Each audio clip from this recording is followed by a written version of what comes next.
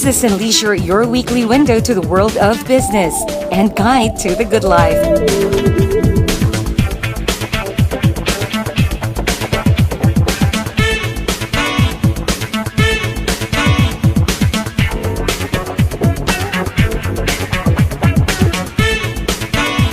Hosted by Mr. Ray Butch Gamboa. A pleasant evening to everyone. This is Ray Butch Gamboa for Business and Leisure, your weekly business and lifestyle TV magazine. And as always, we shall have for you the week's significant business developments and interesting leisure features. And for tonight's lifestyle section, we'll have our captivating sunshine girl, Zaira Hernandez, to guide us through the leisure portion of our presentation. Hi, Zaira. Hello there, Butch. It is nice to be joining you once again. Now, so tell us, what's in store for our leisure seekers this week? Oh yes, Butch. Hello there, everyone. Like what I've said, it is so nice to be joining you all once again here on your longest-running business and lifestyle TV magazine show. This is Business and Leisure. And for this week's lifestyle part of our show, I have an interesting and exciting lineup for all of you. First in our list is Lifestyle Chronicles, where we spotlight the latest events in and out of the metro. And that is, of course, followed by our popular segment, whether here or on our show and through our website. Of course, I'm talking about Places, with our recent discovery somewhere in the Marikina area. Our leisure trip comes after that, and last but not the least is, of course, our featured firearm on Sport Shoot. I know you guys want to know more all about them, but I will keep you guys hanging in there for just a little bit as we talk some serious business first with our main man, Mr. Ray Butch Gamboa. Butch? Thanks, Zara. Sounds like another exciting leisure report awaits us. We'll see you back in a short while. And I'll be waiting for my cue, Butch. Sunshine Girl Zaira Hernandez with what's in store in this week's leisure report. We now pause for a short break, and when we come back, we'll talk business on BizWatch. I'll be right back.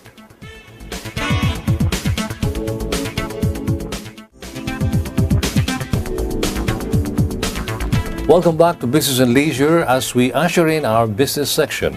This is BizWatch.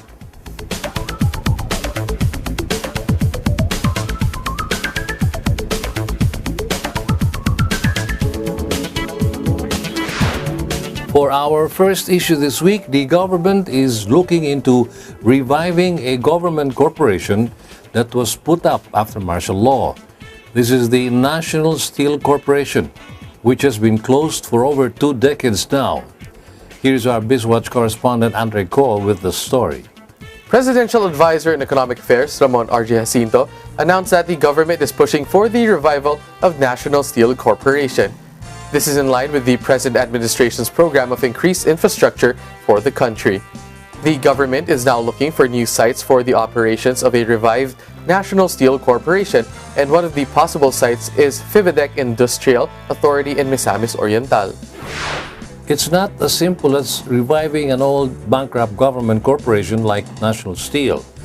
For one, the company has incurred huge loans with banks while it was still operating. And this is one big challenge that the government will have to handle. The government is seeking the cooperation of said banks in this new revival plan. This was announced in the recent Infrastructure Congress and Expo Philippines. More of the story with our BizWatch correspondent. During the said expo, Presidential Advisor R.J. Jacinto also said that the government has to build that steel mill already while the president is in power, because the other presidents don't realize its importance. Since reviving National Steel will require foreign investment for the technology aspect, Jacinto added that the money we can raise it here through the banks, but the technology, there has to be a foreign investor that has the technology, and the investor has to have a stake in the steel mill. I would rather that the investors own most of it first, the foreign investors, then slowly transfer it to the Filipinos. Jacinto also said that Steel Asia Manufacturing Corporation has expressed interest to acquire National Steel Corporation in Iligan City, but it is only interested in a certain portion of the land where they can put up a plate mill and structural steel mill. The problem now is that the Philippines does not have adequate iron ore mining, which is necessary for steel making. Jacinto added that the Philippines has not developed the iron ore mines because there are no steel mills to buy it. Other Asian countries like Taiwan, Japan, and South Korea have no iron ore, but they have the most modern steel mills. In closing, the contention behind this move to revive national steel is that iron ore need not be sourced from our own country. It is cheap enough to ship it from Australia. But what we really need to do is build the finished product here.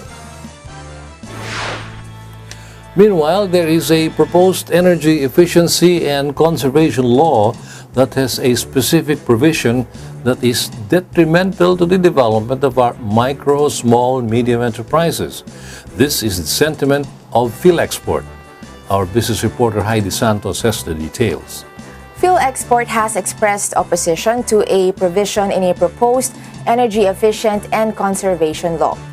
This provision requires manufacturers, importers, and dealers to comply with the Minimum Energy Performance Standards or MEPS system and display an energy label showing the energy requirements and consumption efficiency of the products. The problem with this, according to PhilExport, is that our MSMEs do not have the mechanism to measure their energy consumption. The micro, small, and medium enterprises may not be immediately able to comply with the MEPS system because of the lack of financing options available to them. The rest of the details with our business reporter. The MEPS requires mechanism and other business-related administrative procedures, and this is the problem that our MSMEs face with the proposed energy efficient and conservation law. PhilExport stated this in a position paper it submitted last month. The position paper also noted that the companies lack the source data by which they can establish baseline numbers for their target reduction of energy consumption. Furthermore, the proposed legislation also requires companies to develop energy efficiency and conservation programs for equipment, appliances, vehicles, and electronic devices for the least energy consumption.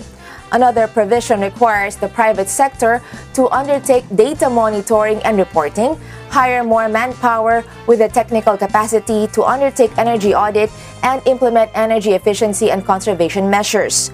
Local government units are likewise mandated to develop and implement their own local energy efficiency and conservation plans. PhilExport maintains that energy efficiency and conservation must be achieved at the enterprise or company level to avoid unaffordable costs of doing business. Added regulatory costs and procedures will have a negative impact on the competitiveness of enterprises, according to PhilExport.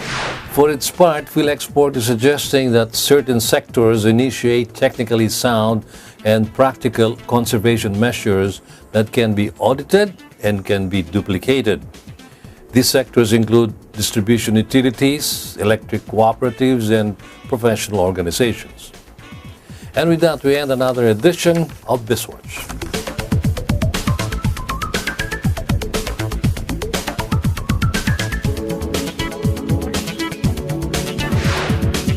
At this point, we'll take a short break, and when we return, we'll have another interesting conversation with this week's distinguished guest on Embassy Row, the Brazilian ambassador to the Philippines, His Excellency Ambassador Rodrigo do Amaral Souza. I'll be right back. Please stay with us.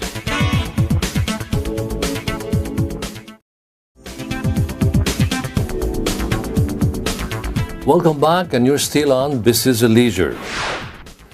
Up next is our segment Embassy Row, where we spotlight the different sitting ambassadors of the Philippines for our viewers to know their persona better, as well as get acquainted with ongoing diplomatic, cultural, trade, and other spheres of bilateral relations between their countries and the Philippines. This week it is our pleasure to introduce the Ambassador of Brazil to the Philippines, His Excellency Rodrigo do Amaral Souza. Good evening, Mr. Ambassador, and welcome to Business and Leisure. Good evening. Thank you very much for this opportunity.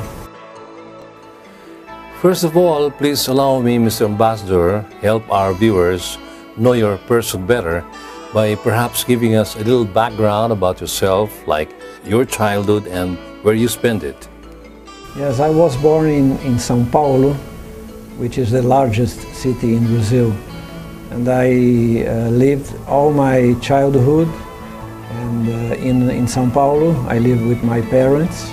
I was raised as a middle-class young boy in São Paulo, and I had a very normal life, typical of a middle-class Brazilian boy. I studied there. I graduated in business administration from a very renowned business school in São Paulo, and I only left my hometown when I passed the entry examination to the diplomatic career, to the Foreign Service. How about your education? You have quite a bit of an impressive educational background. Would you be kind enough to share this with our viewers? Well, I was kind of undecided what to do when I finished high school.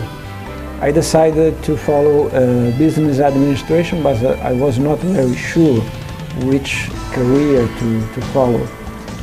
I was always interested in history, literature, foreign languages, foreign cultures in general. And I started working as a junior trainee in one of our largest supermarket chains. But I was not satisfied. I thought that I came to the conclusion that I was not suited for that kind of job. And I started looking for another thing to do. And one day I was reading a newspaper and I noticed a headline that talked about the opening of applications for the Foreign Service. And that story was very detailed, very accurate, and described in full detail what the requirements were for being a good diplomat. So I tried to talk to people who were familiarized with the career, and 1 year later I did my first attempt to approve the examination test, and I was successful. I managed to pass in my first attempt. Now, going right down to your diplomatic career, can you please give us a bit of a background on this, like your previous postings before coming to the Philippines? I entered the diplomatic service in 1981, and at that time we had to study 2 years at the Diplomatic Academy. So I actually started working as a junior diplomat at the end of 1983. And 4 years after that, I was posted to Argentina, to our embassy in Buenos Aires. I was still a third secretary. And after that, I worked in Chile at our embassy in Santiago. I was a first secretary at that time. And after leaving Santiago, I was posted to Rome.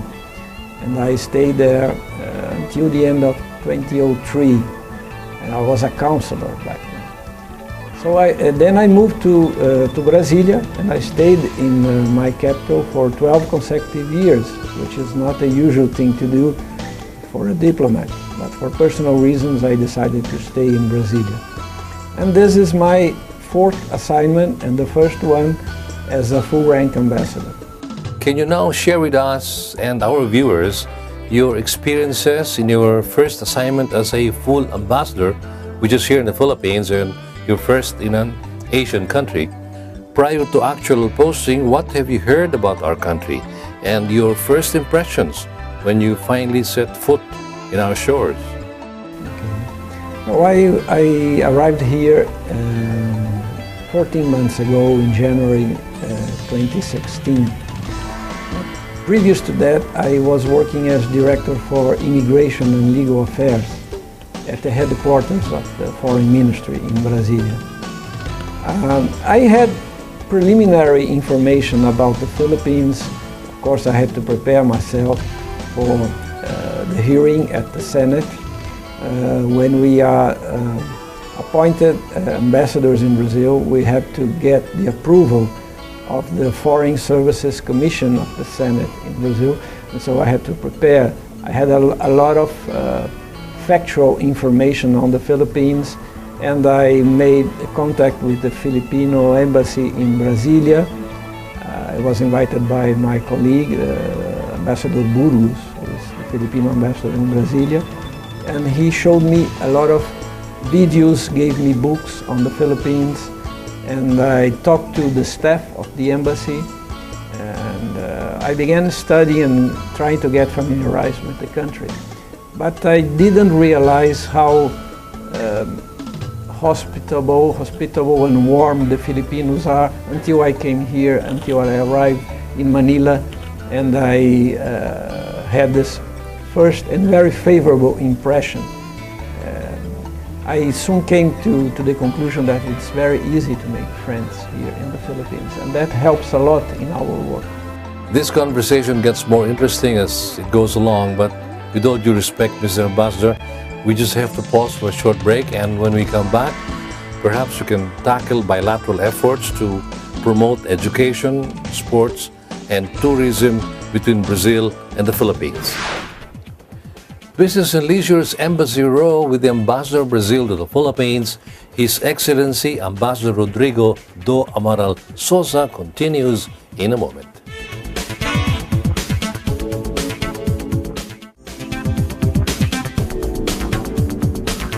Going right back to our Embassy Row segment here on Business and Leisure, we shall now continue where we left off our one-on-one interview with the sitting Brazilian ambassador to the Philippines, His Excellency Ambassador Rodrigo do Amaral Souza. Thank you so much for kindly waiting, Mr. Ambassador. As I mentioned before, the short break, we can now perhaps talk about the trade relations between Brazil and the Philippines. Can you update us on that, Mr. Ambassador?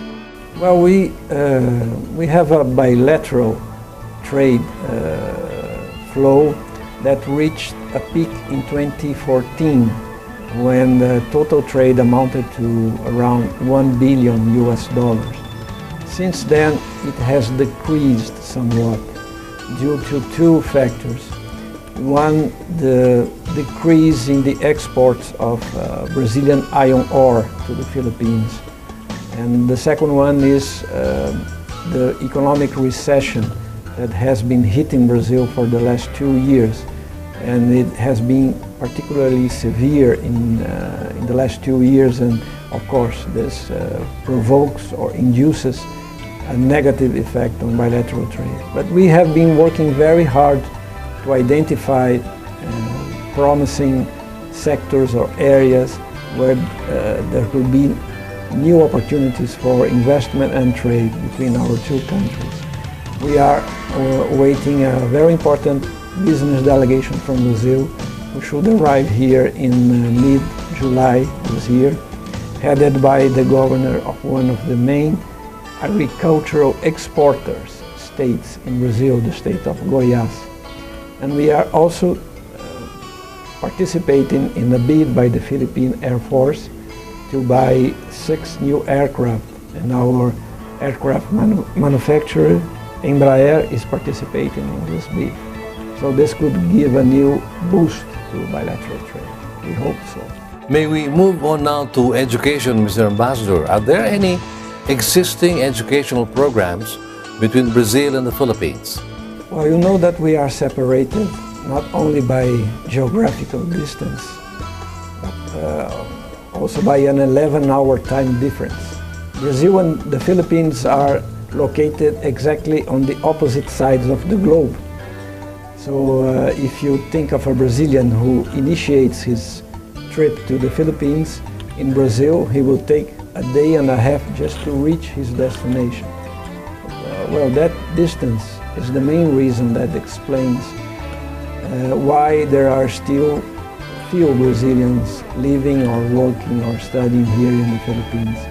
And the same thing can be said about the Filipino community in Brazil. We still have to overcome a relative lack of knowledge of our respective peoples about our realities, our societies, and our cultures. We share some values, some principles, but we should work very hard to overcome this lack of knowledge. Having said that, maybe we can now touch on the universal common denominator among countries, which is sports. What do you think can we do together to promote this between our two countries? Are there any sports programs in place? Well, we in Brazil, Brazil is a sports crazy nation. We love sports, and we hosted the Olympics last year, and we had hosted the Soccer World Cup in 2014. And for us, football is by far the most popular and important sport. It's almost like a religion in Brazil. And unfortunately here in the Philippines, the stage of development of football is almost amateur. So that makes it more difficult to consolidate a deeper cooperation between the two countries. But anyway, we have been sending some coaches and players to the Philippines, but in very limited numbers. And we have been also participating in some local competitions or regional competitions involving volleyball teams. Last year there was a World Women's Club competition, and one team from Rio de Janeiro took part in that championship. And but by far, football is the most important sport in Brazil. I personally think that football is the most suited sport for the Filipino biotype. You know, you don't have to be very tall, you don't have to be strong. Anyone can play football. You just have to be to have the talent to play it. The best player in the world is a short man, Messi from Argentina. Other very good players in the history of sport, of football, were also short. So, and I know that football was more popular in the Philippines some decades ago, I think in the 50s or 60s. But after that, basketball consolidated itself as the most popular sport. We are also trying to use football as a kind of tool for social inclusion. We do it in Brazil. We have a lot of programs to spread the practice of football. That's a way for young people to learn the importance of values such as respect, discipline, teamship. That's also a way to keep them away from dangerous vices like drugs. Now, let's move on to the lighter side but equally engaging topic of discussion. You've been here in our country for slightly over a year. Since you arrived, which leisure destinations have you visited here in the Philippines? Well, with my job as ambassador, I have visited some big cities in the Philippines, like Cebu or Davao, but also tourist destinations. I went to Tagaytay, to Batangas 2 times each. I went to Vigan in Ilocos Sur. I went to the island of Palawan, to El Nido. I loved it. And we are planning a trip to Boracay next summer when my son comes to visit us. And we have a friend who has a unit in a condo in Boracay, and we are just planning it. We loved our stay in El Nido, and if I had to recommend a specific beach in the Philippines, I would recommend all that region, El Nido.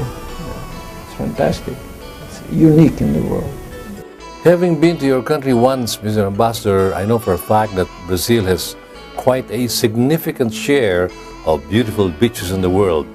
Would you also consider recommending other beaches here in the Philippines? Since you've already mentioned Palawan, what other tourism destinations would you consider recommending to Brazilians if ever they come to visit our country? Well, just the other day I was talking to a friend of ours who came to the Philippines to make a documentary on the wonders of the country, and she was very enthusiastic about Cebu and Bohol. And she also went to Coron, which is relatively close to El Nido. And she recommended me all those places. And, of course, if I had time, I would spend my whole time here traveling all around the country. But I have to stay here in this fantastic city, Metro Manila, away from the beach.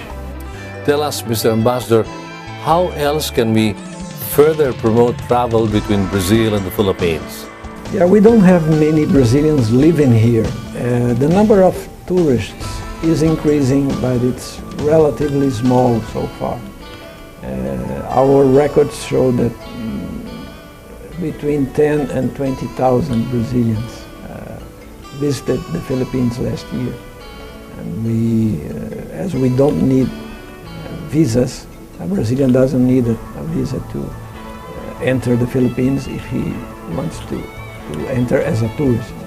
So this is an estimate between 10 and 20,000. We have to take into consideration that the geographical distance is a factor that we have to take into account. And also that relative lack of knowledge. For this, I think that very targeted tourist campaigns, promotion campaigns are important.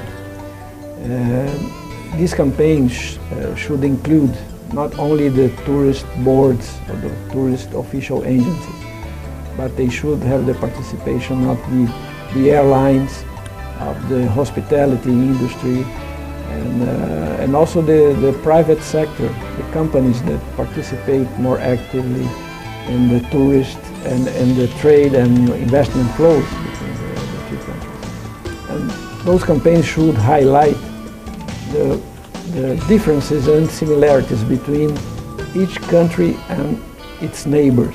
So the Brazilians should be able to tell the difference between the Philippines and Thailand or Indonesia or Malaysia, and Filipinos should tell the difference between Brazil and Argentina or Chile. It's important to stress the differences and also point to some similarities or convergences. But that takes time. Thank you so much, Mr. Ambassador, for the time you share with us, so we and our viewers can get to know you better and also give us more knowledge about the existing friendly relations between our two countries and the bilateral efforts to improve these relations. Before we end this very engaging conversation, would you have any message to our viewers? Okay, thank you. Thank you very much for this opportunity. I think that we, despite that distance, that relative lack of knowledge, we have many principles and values that we share as very diversified countries with multicultural societies. We have similar challenges to have a better standard of living, and we have a very wide and important environmental heritage, both our countries. And we also have very solid democracies. That's something we have to value very highly. Brazil is a very open country. We receive with open arms foreigners. We have been doing this throughout our history. We are a nation of immigrants, living, studying, or investing in Brazil. Thank you very much for this opportunity, and the Brazilian Embassy in Manila is open and at the disposal of every Filipino who wants to get a more accurate knowledge on Brazil. Thank you once again, Mr. Ambassador. It has been a pleasure and a privilege. Thank you. His Excellency Rodrigo do Amaral Souza, Ambassador of Brazil to the Philippines, our most distinguished guest this week on Embassy Row.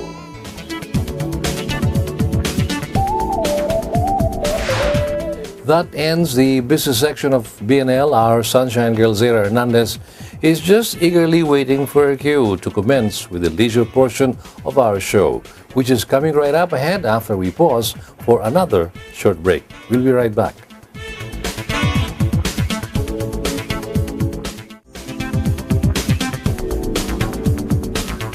You're still with us here on Business and Leisure, and now we go right on to the lifestyle section as I turn you over now to our co-host for this week, Zara Hernandez. Hi Zara, it's all yours. Thanks again, Butch. And yes, he turns you all over to me now as I take care of the lifestyle part of our show.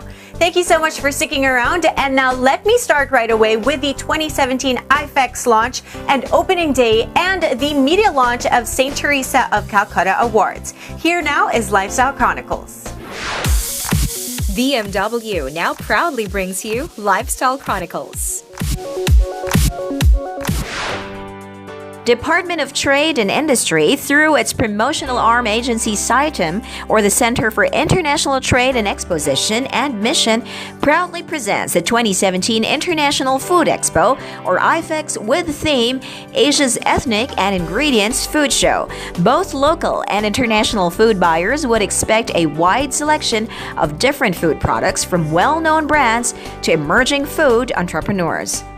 Apart from showcasing our own, there will be a specific call for international food products, the Food Artisans Village, and the Marketplace, which is a one-stop shop of premium food and food-related products.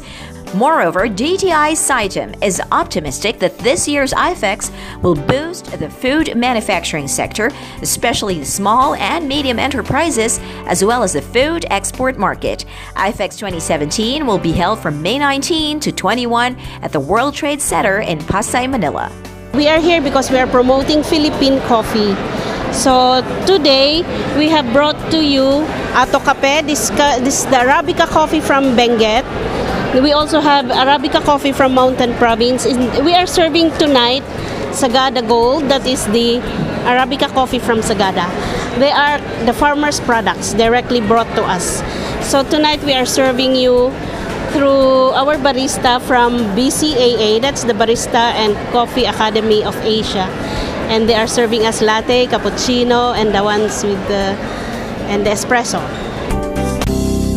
The St. Teresa of Calcutta Awards, or STCA, recently announced that they are open for nominations as it celebrates their 30 years of saintly selflessness. The award is open to any living individual, regardless of age, gender, race, and religion, who has dedicated himself fully and selflessly to humanitarian work among underprivileged Filipinos for at least 25 years. In addition, nominees will be likened to the degree in which they follow the example of St. Teresa, both in integrity and in simplicity of their lifestyle. Nomination forms may be downloaded from their Facebook page, facebook.com/STCA Award.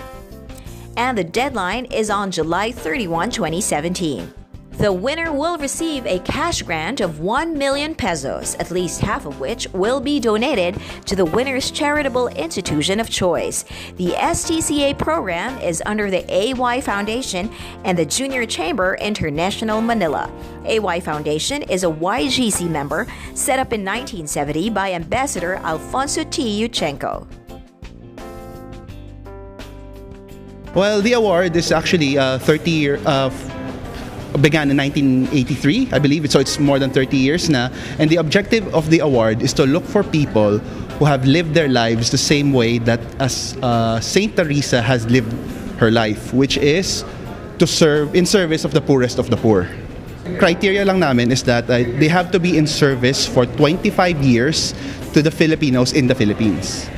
So yun lang naman yung major requirements.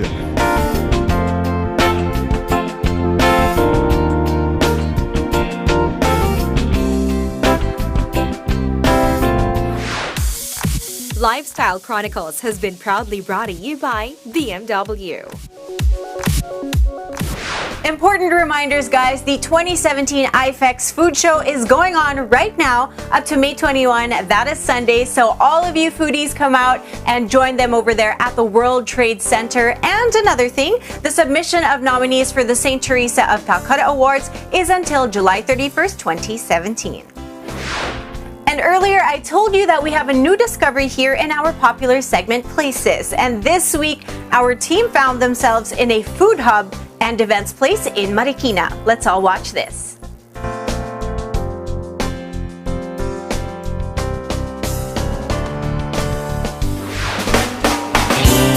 This is Montare Food Hub and Events Place located in Santo Niño, Marikina City. Food parks are really getting to be so popular in recent times, and the young owner of Montare, Ms. Kay Tano, conceived of a food hub. There are already so many restaurants in Marikina, she says, so having a food park and combining it with an events place is something novel for the city. And why the name? Montare is derived from an Italian word meaning to put together.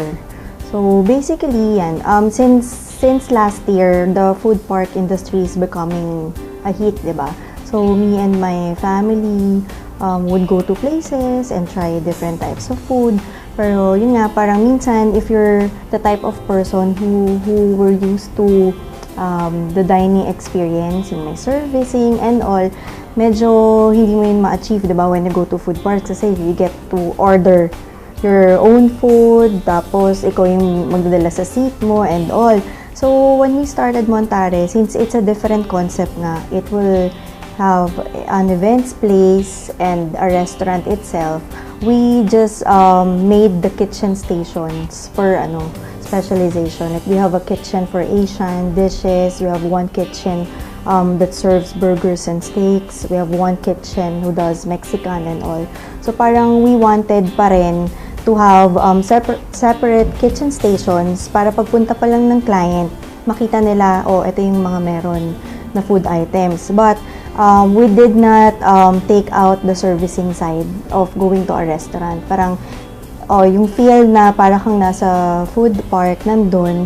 Pero the waiters, you can order from our waiters, tapos they will serve the food directly at your table. So you may also request specific menu items or dishes na wala dun. Since may mga chefs naman na on duty, who can do that for you. So parang yun yung gusto namin. Kay worked for a 5-star hotel for 10 years in the sales and marketing department, and she wisely thought that her vast experience can help when she and her family decided to open Montare. Note how they have developed the landscaping. Alfresco dining can be so refreshing under a nice cool umbrella when one is surrounded by tall bamboos and large ferns. This food hub and events place opened only on March 26, 2016, targeting Marikina residents who, she says, is noted for their penchant for dining out. This is probably why there is a proliferation of restaurants in the city. Marikina also has so many food caterers, which is why Kay knew that she was in for some tough competition. She had to offer something new aside from great selections of food. Ito talaga, freshly cooked. Kaya we always ask our clients to have at least 30 to 45 minutes waiting time. Since talaga, we really, prepared the cook pa lang once it's ordered. The area of Montare is 896 square meters, which is bigger than most dining places. Kay engaged the services of a stall designer, Patrick Dayot, to come up with varied designs for her food hub. But first, let's check out their events place.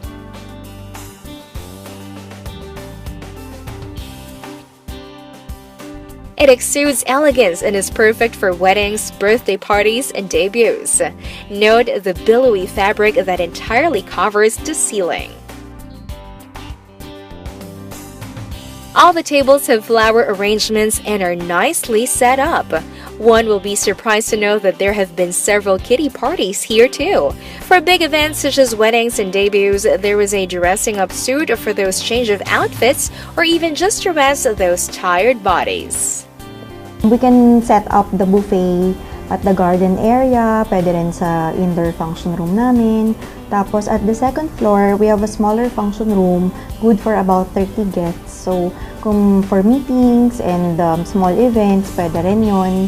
We have a dressing up suite at the second floor. We normally use it for debuts and weddings. So yun yung pinaka area where dun sila nag-aayos, nagpe-prepare for the big event.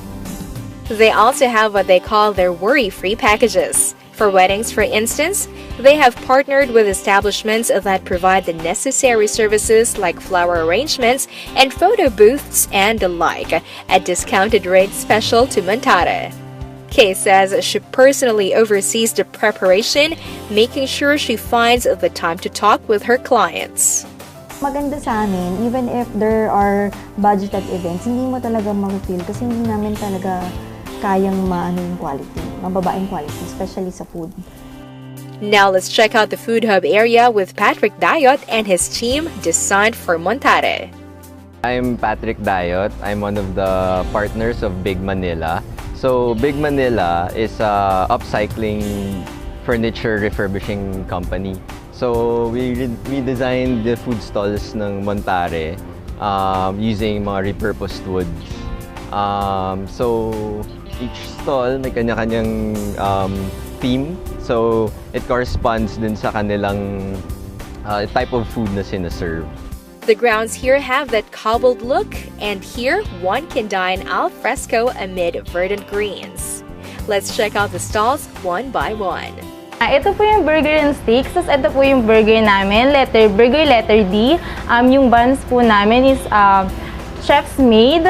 Then, yung bacon po namin, with bacon po siya, egg and mushroom. Yung bacon po namin is homemade bacon na no preservatives. Then, yung chips po namin, real potatoes po siya na nagsuspend po kami ng time para makagawa siya. And then, ito po yung soup namin. Meron po kaming pumpkin soup na simula po nung nilabas po namin siya, ito na po yung pumatok. Then, meron po kaming seafood chowder, pero ito po yung present po namin today. Then, nagre-range po itong burger namin from 130 pesos to 200 pesos. And yung pumpkin soup po namin and then yung seafood chowder is 150 pesos po. Hi sir, ma'am. Good afternoon. This is our best seller po dito sa Mexican. Our Nachos Grande. Meron po siyang nag-uumapaw na nacho chips. Then yung with garlic mayo and cheese sauce. Yung cheese sauce po namin, di po siya basta-basta kasi po kami po yung gumagawa nun with taco powder and paprika. Then, yung beef po niya, kami rin po yung ginagawa top with 2 kinds of cheese and melted mozzarella po. This one is our best seller pork with spicy rice and chimichurri. And this one is John rice with chicken. This is Asian chicken and with sweet soy sauce. The cost of this is 160 pesos. All these food stalls fall under the Montare Food Hub except Heat Stroke Grill, which the owners have chosen to expand very soon. Watch out for it. Now here are the other stalls. Hi, this is All Time. This is Crispy Kare Kare and Beef Pares. Dito sa Liempo, parang ano lang to, yung masarap siya malutong, nakalaga siya, tapos i-deep fry. Tapos dito naman, yung beef pares natin, naka-fried rice, then para siyang rice toppings.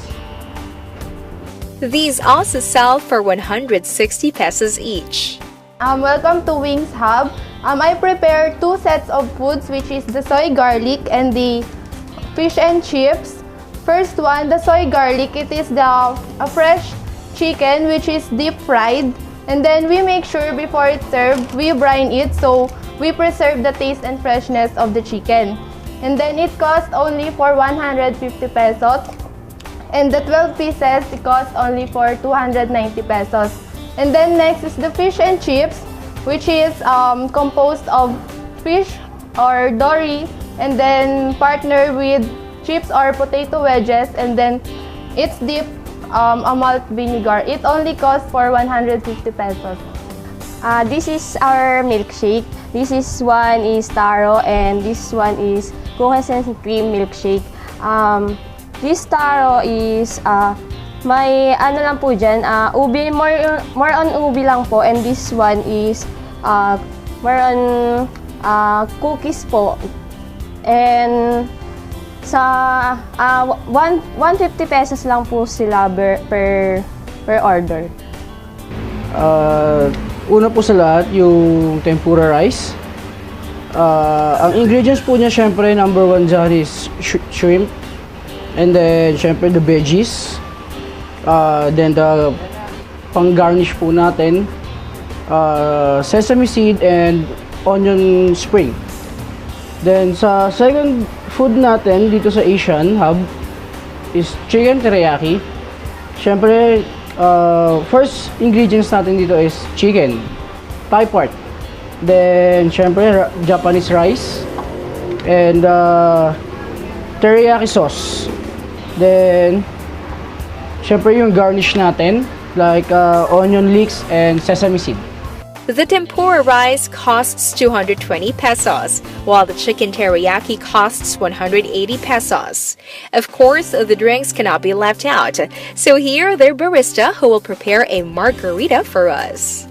First the lime, then the salt-crusted glass. A half ounce of tequila.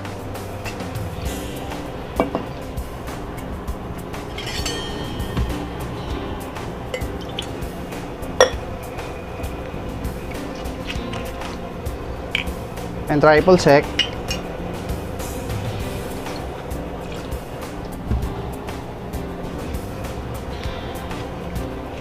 And a lime juice.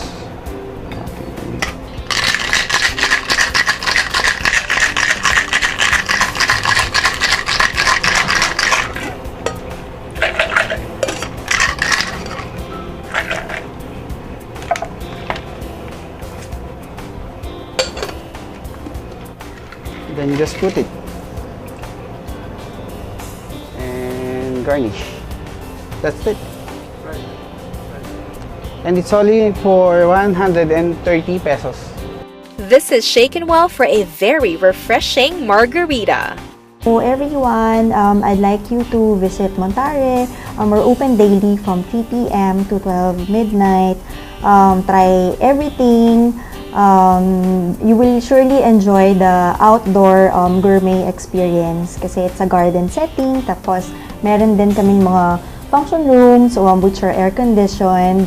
We have smaller function rooms so you can avail by just spending a minimum consumable revenue. So, para ma-maximize nyo, mas maging special yung simple event ninyo.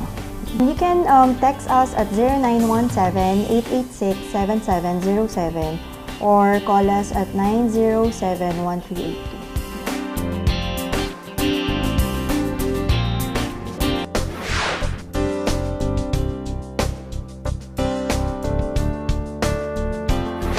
And that about sums it all up for our latest discovery, Montare Food Hub and Events Place. Well, we'll pause for a short while, and when we come back, we have Leisure Trip and Sport Shoot. We'll be right back.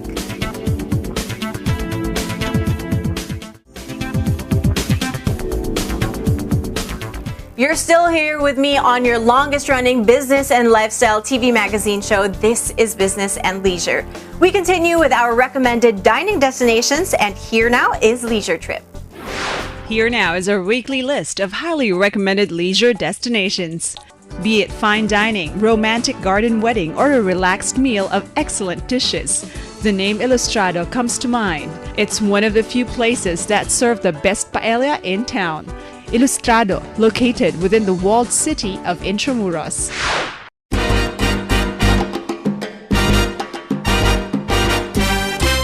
The Highlands Prime Steakhouse is indeed the prime dining destination where you can enjoy the best of prime steak.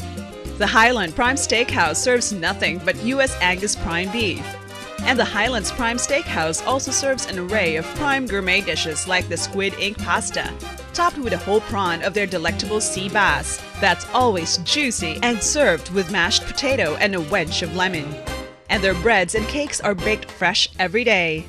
The Highlands Prime Steakhouse is at the SM Mall of Asia, and that's where you should have your next lunch, dinner, or intimate party. Steak lovers from north of the metro can also enjoy the juiciest prime steaks and other mouth-watering dishes at Highlands Prime Steakhouse, located at Estancia, Capitol Commons in Pasig.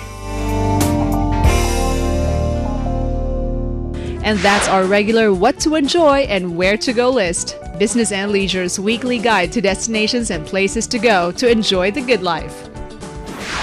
I'm afraid I have to say goodbye for now, and I hope you guys enjoyed our show for the week. So don't forget to pencil us in your busy schedule next time, only here on your longest running business and lifestyle TV magazine show. This is Business and Leisure. Don't go just yet, as I turn you over now to our main man, Mr. Ray Butch Gamboa. Butch? Thanks, Sarah.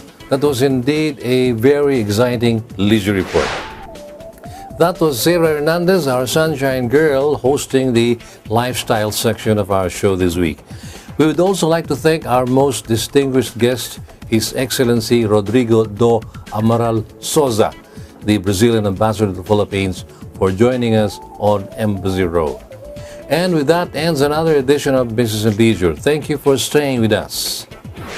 If you missed some portions of our show tonight, or any of the past episodes of Business and Leisure, you can watch them online on businessandleisure.ph anytime of the day at your convenience.